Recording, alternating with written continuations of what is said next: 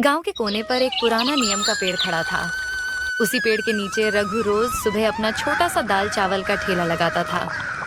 ठेले पर एक बड़ा भगोना दाल का, एक भगोना चावल का और 2-4 कटोरियां।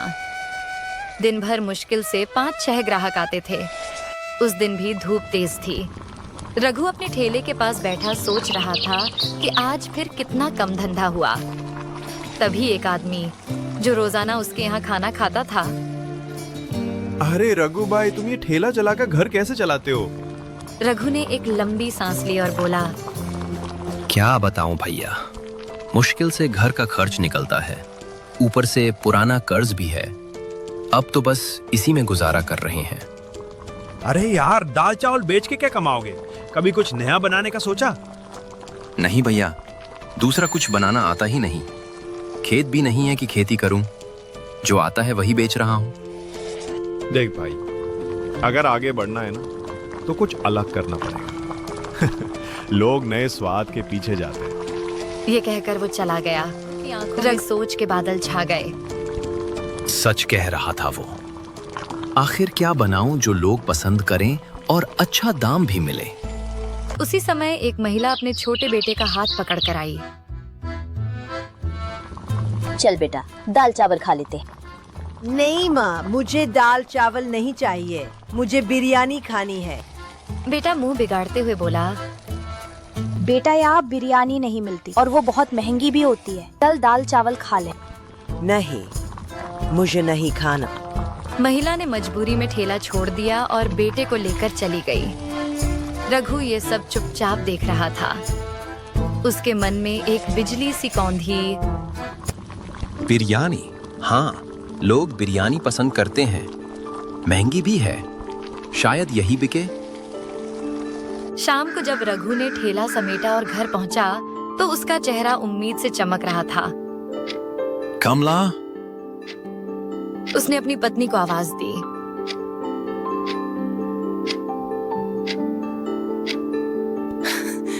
क्या हुआ रघु, आज बड़े खुश लग रहे हो?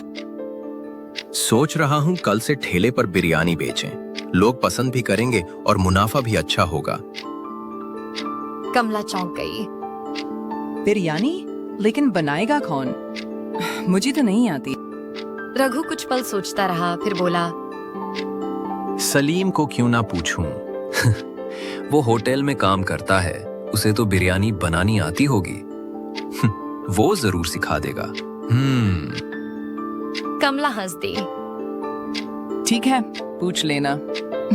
अगर सच में सीख गए तो हो सकता है हमारी किस्मत बदल जाए। रघु के चेहरे पर उम्मीद की किरण चमक उठी। उस रात वो देर तक बैठा तारों को देखता रहा और मन ही मन ठान चुका था, कल से जिंदगी बदलनी है, किसी भी कीमत पर।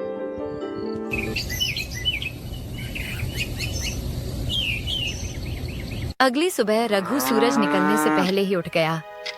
चेहरे पर उत्साह साफ झलक रहा था। जल्दी जल्दी नहा धोकर उसने कपड़े पहने और अपने दोस्त सलीम के घर की ओर चल पड़ा। गांव की पगडंडी पर हल्की हल्की धुंध थी, मगर रघु के कदमों में एक नई उम्मीद की रफ्तार थी। सलीम के घर पहुंचते ही दरवाजे पर दस्तक दी। कौन है?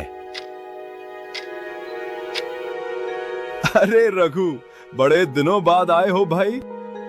हाँ यार, काम के चक्कर में समय ही नहीं मिल पाया। सोचा आज आकर तुमसे कुछ जरूरी बात कर लूं।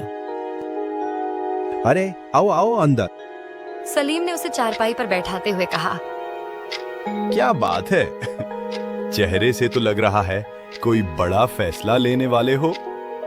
रघु ने गहरी सांस ली। सलीम भाई, तुम्हें पता है मेरी हालत कैसी है? ठेले पर दाल चावल बेच बेच कर गुजारा मुश्किल हो गया है।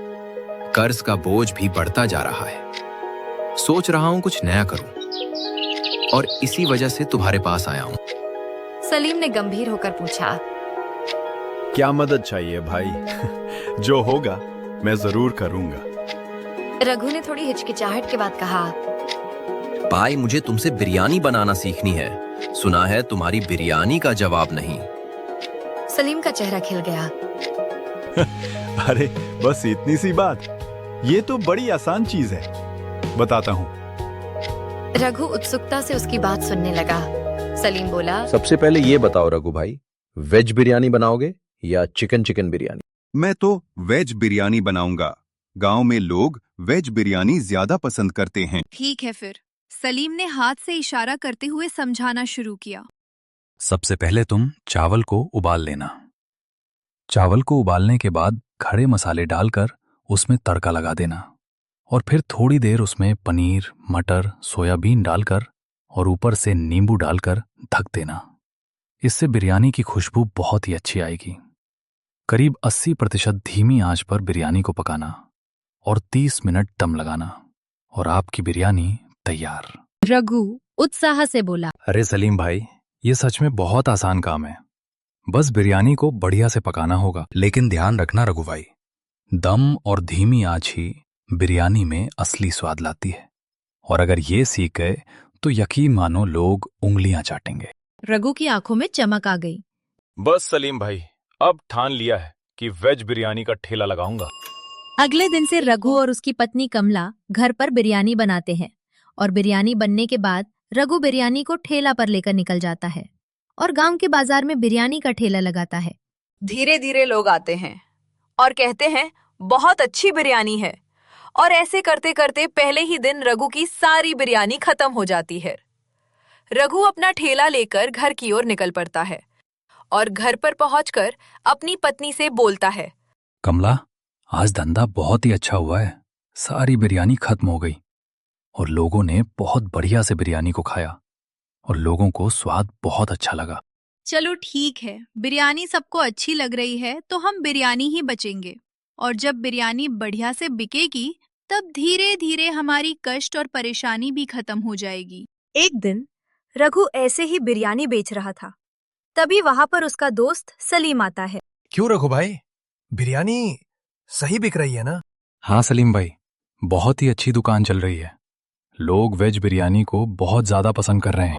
और फिर सलीम वहां से अपने घर की तरफ चला जाता है।